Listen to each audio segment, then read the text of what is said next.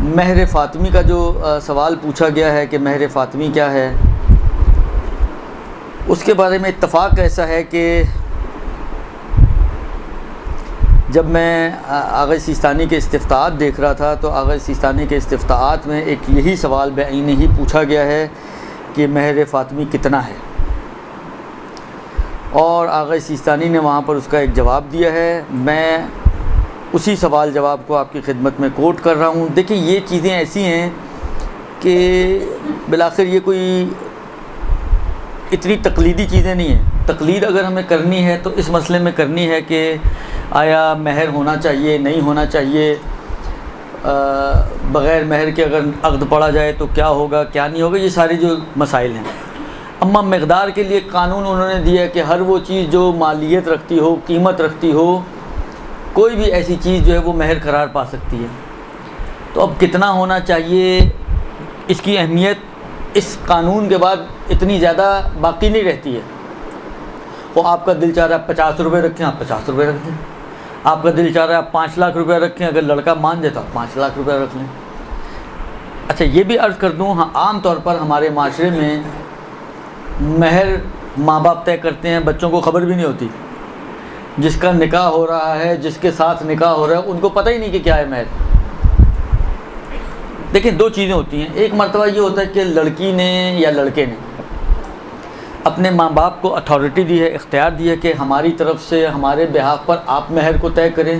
تو یہ ایک شکل، اس کی شرعی شکل بن سکتی ہے کہ جی ماں اور باپ، یا خالی باپ دونوں طرف کے، یا خالی مائیں دونوں طرف کی، یا ماں باپ اس طرف کے اور ماں باپ اس طرف کے، یہ وکیل ہیں لڑکے اور لڑکی کی طرف سے، اور ان کی وکالت میں مہر کو طے کر رہے ہیں۔ تو یہ شرعاً بالکل صحیح ہو جائے گا، اس میں کسی قسم کا کوئی شک و شبہ نہیں ہوگا۔ لیکن ہمارے ہاں تو وکالت تو اصلاً ہوتی نہیں کوئی چیز، ڈنڈا ہوتا ہے ہر چیز، درست؟ لہٰذا اگر بچوں سے پوچھا جائے، اکثر یہ ہوا میرے کو، مثلا فرض کریں کسی نے کہا کہ نکاح پڑھنا ہے، جب لڑکی سے پوچھا گیا جی آپ کا مہر کتنا ہے، تو لڑکی پریشان، مہر کتنا ہے، یہ تو مجھے پتہ ہی نہیں ہے۔ خواج نے کہا آپ کا ہو رہا ہے تو مہر تو آپ کو طے کرنا ہے۔ مہر کو طے کرنا یہ ابتدائی طور پر لڑکے اور لڑکی کا حق ہے۔ یہ لڑکا اور لڑکی ہیں جو طے کریں گے کہ مہر کیا ہوگا، البتہ آپس کی میوچل انڈرسٹینڈنگ کے ساتھ۔ ایسا بھی نہیں ہے کہ جو لڑکی نے کہہ دیا لڑکا مجبور ہے ہاں کرنے پر، یا جو لڑکا کہے لڑکی مجبور ہے ہاں کرنے پر، نہیں، آپس کی میوچل انڈرسٹینڈنگ سے یہ طے ہوگا کہ مہر کیا ہے۔ یہ پہلا حق جو ہے لڑکے اور لڑکی کا ہے ابتدائی طور پر۔ عرض کیا کہ یہ ہو سکتا ہے لڑکا اور لڑکی جو ہے طے کرنے کے لیے مثلا اپنے ماں باپ کو وکیل بنا دیں کہ جی ہماری طرف سے آپ طے کر لیں، جو بھی آپ طے کریں گے وہ ہمیں منظور ہے، درست؟ کہ نارملی ہمارے معاشرے میں ماں باپ تو طے کرتے ہیں منتہا بغیر وکالت کی۔ اب اس میں بھی صحیح شکل یہ بن سکتی ہے کہ ٹھیک ہے، بغیر وکالت کے ماں باپ نے طے کر دیا اور لڑکے اور لڑکی نے اسی کو اوکے کر دیا۔ مثلا فرض کریں میرے ماں باپ نے پوچھے بغیر مجھ سے، مثلا اعلیٰ بعض کہتے ہیں جی 14 معصوموں کے نام کے 14,000 روپے، خوب 14,000 روپے رکھ دیے۔ حالانکہ 14 معصوموں کے نام پہ 14 لاکھ بھی رکھے جا سکتے ہیں، لیکن رکھتے 14,000 ہی ہیں۔ خوب 14,000 رکھ دیا آپ نے جناب۔ میں نے کہا ٹھیک ہے، اوکے مجھے منظور ہے۔ لڑکی نے بھی کہا اوکے ٹھیک ہے مجھے بھی منظور ہے، تو پھر یہ چل سکتا ہے۔ لیکن بالآخر لڑکے اور لڑکی کے لیے ضروری نہیں ہے کہ وہ اس مہر کو کہ جو ماں باپ نے طے کیا ہے اس کو اوکے کریں، چاہیں تو کریں، چاہیں تو چینج کر کے اپنی مرضی سے کوئی بھی مہر رکھ سکتے ہیں۔ تو اصل یہ حق لڑکے اور لڑکی کا ہے، وہ جو ہیں مہر کو طے کرتے ہیں۔ لیکن اب مسئلہ وہ یہ ہے کہ حق تو لڑکے اور لڑکی کا ہے، لیکن آیا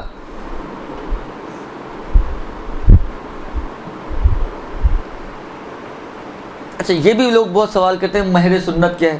بعض روایتوں میں یہ موجود ہے کہ مہر سنت جو آئمہ نے اپنی زوجات کے لیے قرار دیا، یا بعض جگہ پہ جناب زہرا کے حوالے سے بھی آتا ہے کہ جناب زہرا کے لیے قرار دیا گیا، وہ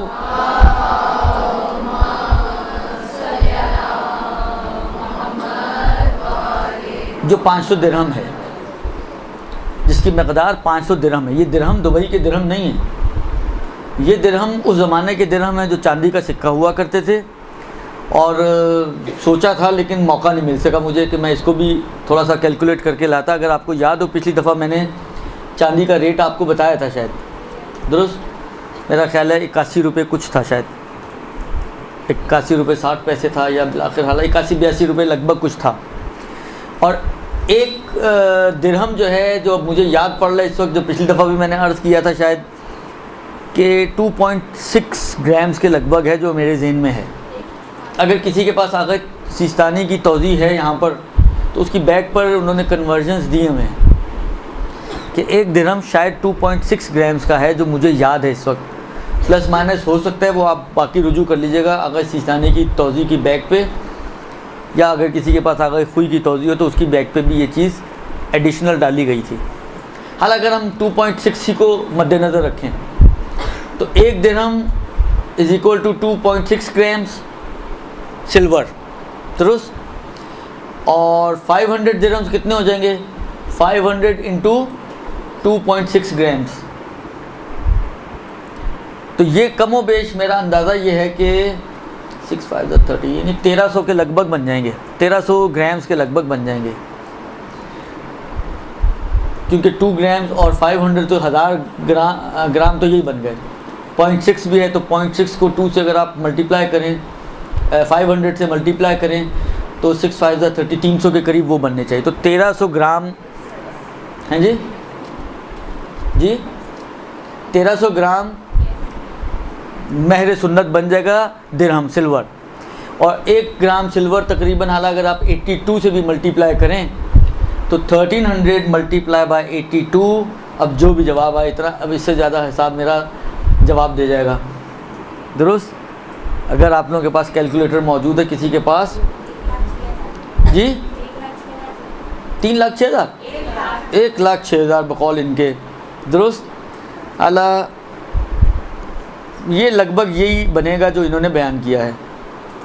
2.6 انٹو 500 انٹو, حالا 82 مجھے تھوڑا زیادہ لگ رہا ہے, لیکن راؤنڈ فگر کے لیے 1,06,600 روپے یہ مہر سنت بنتا ہے مقدار کے اعتبار سے.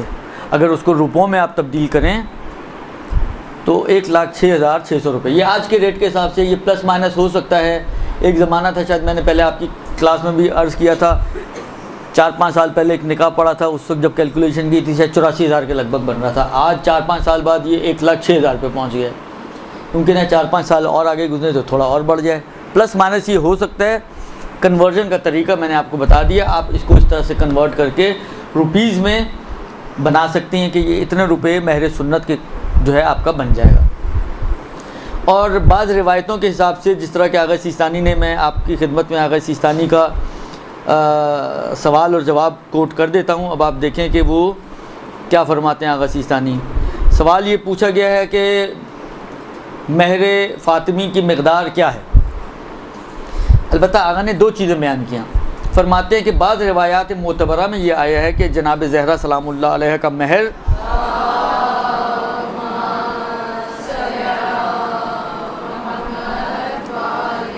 ایک زرہ تھی کہ جو 30 درہم کے برابر تھی. کہاں 500 کہاں 30, یعنی 470 درہمز کم ہیں یہ. بس بعض معتبر روایتوں میں جناب زہرا کا مہر ایک زرہ تھی کہ جو برابر تھا 30 درہم کے. تو اس کے حساب سے اگر آپ دیکھیں تو 30 انٹو 2.6 انٹو 82,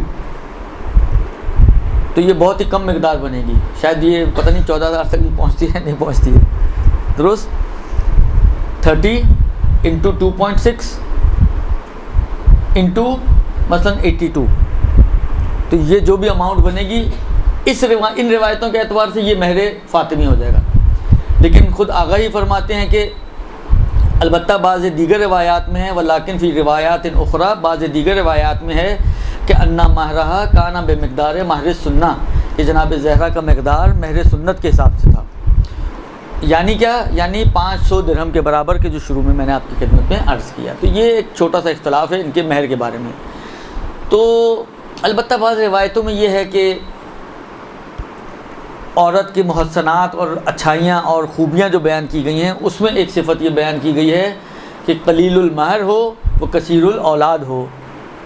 ہمارے ہاں معاملہ الٹا ہو گیا ہے. اولاد کے بارے میں 2 بچے خوشحال گھرانہ، اور مہر کے بارے میں لاکھوں روپیہ مہر آج کل چلتا ہے. تو بالآخر روایتوں کے بالکل برعکس کہانی چل رہی ہے اس وقت معاشرے میں. روایتیں کہتی ہیں کہ عورت وہ اچھی کہ جس کا مہر کم اور اولادیں زیادہ ہوں، اور معاشرہ کہتا ہے کہ عورت وہ اچھی جس کی اولادیں کم اور مہر زیادہ ہو. اب آپ خود سوچ لیں اور فیصلہ کر لیں کہ آپ کو کیا لینا ہے. آیا ان روایتوں پر عمل کرنا چاہیں گی یا ان روایتوں پر؟ یہ تو پہلا سوال ہو گیا اور اس کا جواب. برحمتك يا أرحم الراحمين وصلى الله على محمد وآله الطاهرين.